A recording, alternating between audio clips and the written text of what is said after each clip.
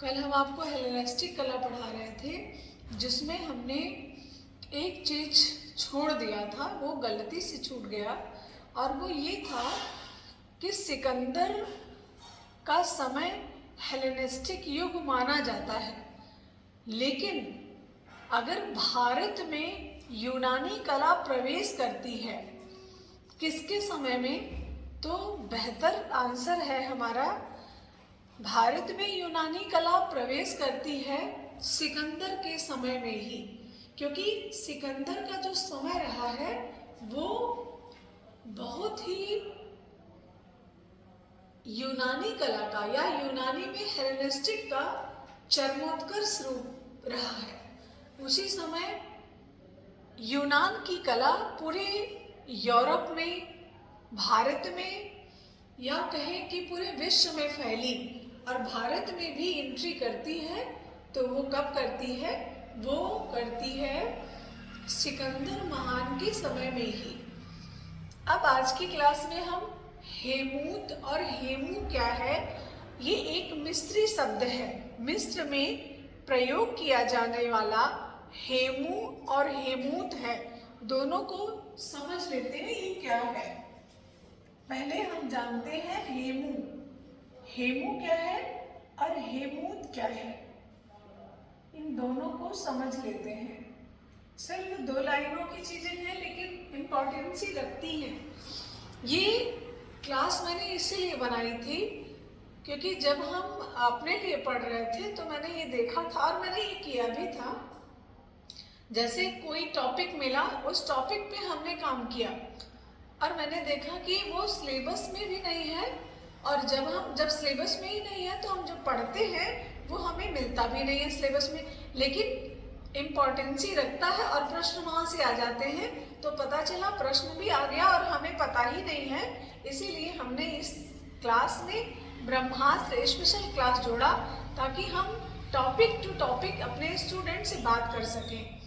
हेमू जो होता है वो मिस्र में किसी भी कार्य को करने के लिए हेमू शब्द का प्रयोग होता है। कोई भी कार्य हो, चाहे वो चित्रकारी हो, चाहे वो मूर्तिकारी हो, चाहे वो संगीत कला हो, चाहे वो कोई भी कला हो, कोई उपयोगी कला हो, चाहे ललित कला हो, सब में अगर हम देखें कि हेमू क्या होगा, तो कोई भी कार्य करना, और कैसा कार्य करना, हुनरदार कार्य करने वाले को, कार्य को, हुनर वाले कार्य को कहते हैं हेमू। तो कोई भी कार्य हेमू कहलाता है। हम यहाँ पर कार्य कहते हैं, मिस्र में उसी को हेमू कहते हैं। कोई भी कार्य हेमू कहलाता है। जैसे हम कहते हैं ना, आप क्या काम करते हैं, वैसे वहां पे कहते हैं कि आप क्या हेमू करते हैं। तो हेमू क्या है? एक काम है, एक कार्य है, बस। अब हेमूत क्या है? हेमूत किसी भी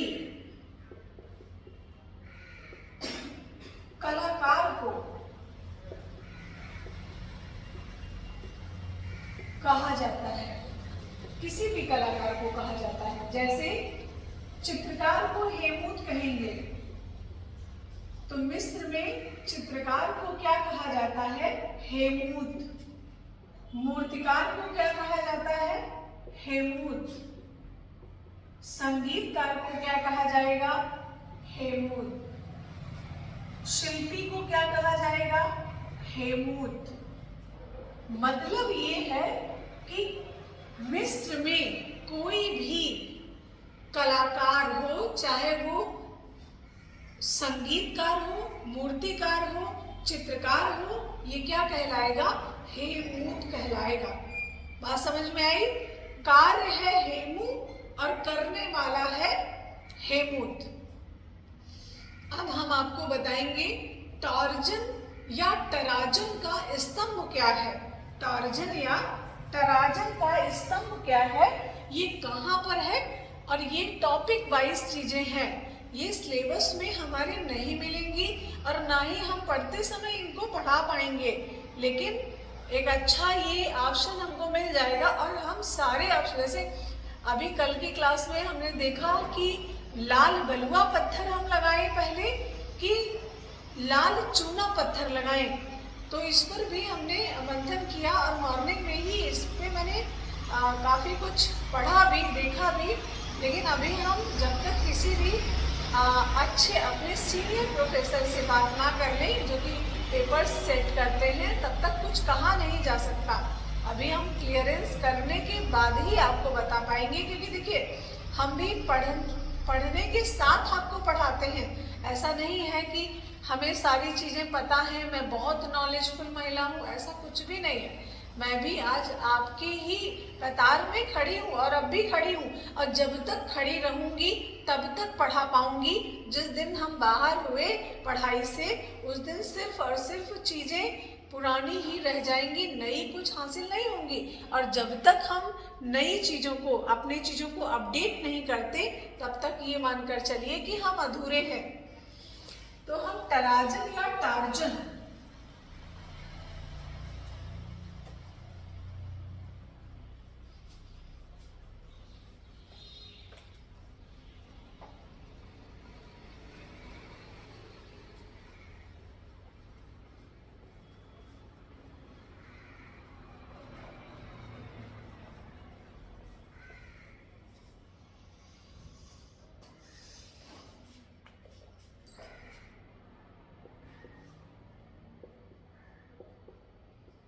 टार्जन का स्तंभ,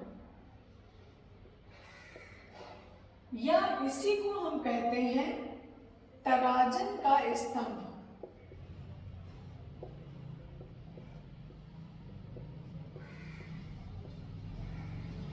स्थान ये कहाँ पर है? इटली। और इटली में भी कहाँ पर है? रोम में।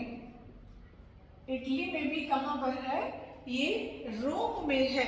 रोम और इटली यदि दोनों देता है ऑप्शन में, तो पहला आंसर हमारा रोम होगा और सेकंड आंसर होगा इटली।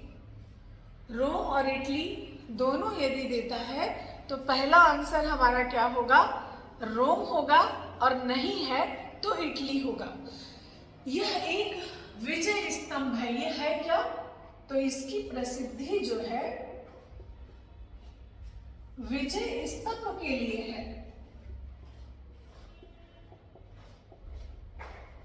ये क्या है? यह एक विजय स्तंभ है। और ये कहाँ का विजय स्तंभ है? रोम का। रोमन विजय स्तंभ है।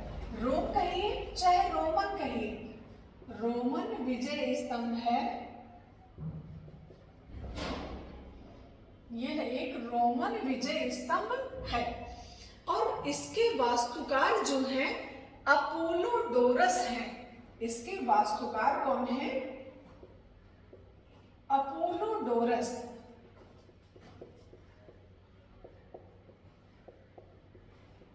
अपोलोडोरस इसके वास्तुकार हैं। और यह रोमन और डेसियन के बीच के युद्ध को दर्शाता है। यह रोमन और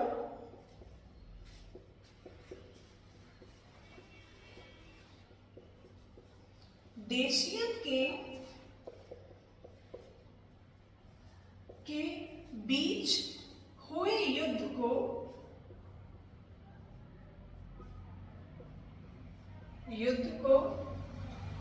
दर्शाता है।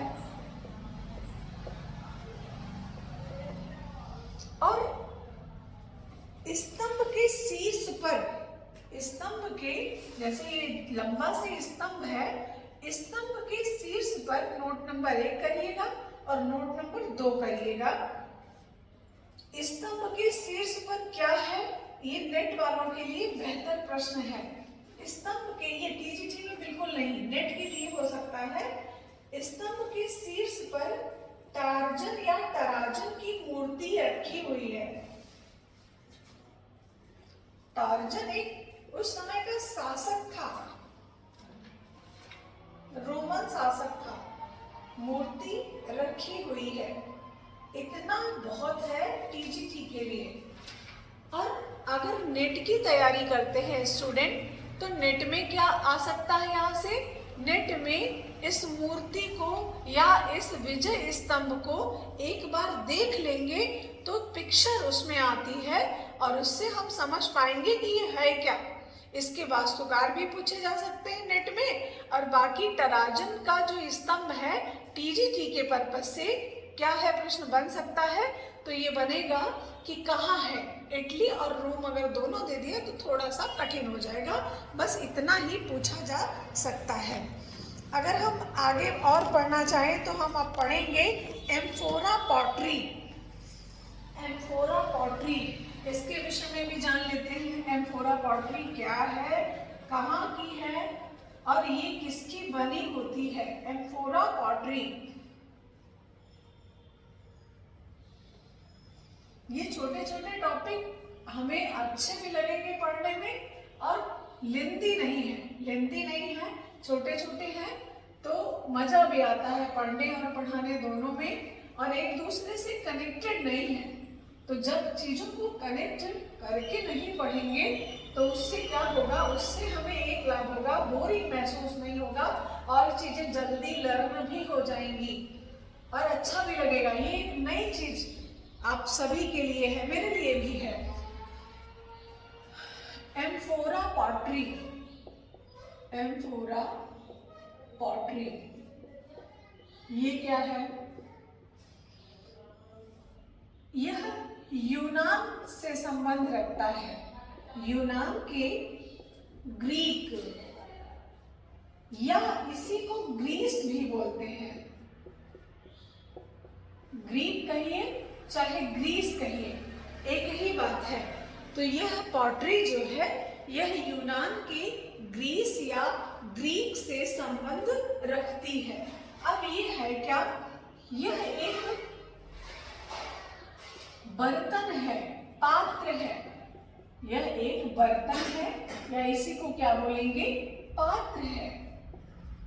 ठीक, बर्तन या पात्र है। और कैसा इसका आकार है? तो इसका आकार जो है ये एक बेलनाकार सुराही के जैसा है, बेलनाकार आकार का है ये, और इस पर चित्रकारी की गई है और यह चीनी मिट्टी का बना होता है, चीनी मिट्टी का है। Amphora pottery. तो ये प्रश्न आया हुआ है कि एम्फोरा पॉटरी कहाँ की है? ग्रीस की है। अगर ग्रीस और यूनान दोनों देता है तो पहला हमारा आंसर है ग्रीस, और नहीं देता है तो यूनान लगा देंगे। और अब हम कल की क्लास में, क्योंकि अभी मैंने बहुत ज़्यादा टॉपिक्स को तैयार ही नहीं कर पाया है, और जैसे जैसे टॉपिक्स को तैयार करेंगे, अब कल से हम लगभग 20 टॉपिक पर काम करेंगे। लगभग 1 घंटे की क्लास आपकी ये भी होगी। और मेहनत करने से सब कुछ संभव है, सब कुछ हासिल किया जा सकता है। और मेरा एक आप लोगों से ये भी कहना होगा कि जो महिलाएं, हम महिलाओं की बात ही अक्सर करते हैं, वो इसलिए करते हैं कि हम जिस समाज में और जिस एटमॉस्फेयर में रहते हैं हमारी सोच भी उसी तरह डेवलप होती है। तो हम महिला सोसाइटी में रहते हैं और महिला है भी, तो हम उन महिलाओं के लिए कहना चाहेंगे कि बहुत सी महिलाएं ऐसी हैं जो बहुत बड़ी बड़ी डिग्रियों के साथ अपने घर में बैठी हुई हैं, और उनकी डिग्रियां हम ये मानते हैं कि डिग्री का मतलब सिर्फ नौकरी ही नहीं होता है। ये बिल्कुल सही है, लेकिन कहीं ना कहीं आज के समय में ये चीज़ें बहुत पीछे जा चुकी हैं। अगर हम किसी भी चीज़ की योग्यता रखते हैं और उसको हम अपने लिए सार्थक करते हैं तो वह योग्यता हमारी सार्थक होती है, अन्यथा एक डिग्री कागज के रूप में ही बनकर रह जाती है। और इसका सबसे अच्छा और जीता जागता उदाहरण मैं खुद ही हूँ अपने ज़िंदगी में। इसलिए मैं जो भी बातें आपको कह रही हूँ वो कहीं ना कहीं मेरी लाइफ से कनेक्टेड है। Thank you so much. आज की क्लास में इतना ही। नेक्स्ट क्लास हम कल करेंगे और पूरी उम्मीद के साथ करेंगे कि बड़ी क्लास कर सकें।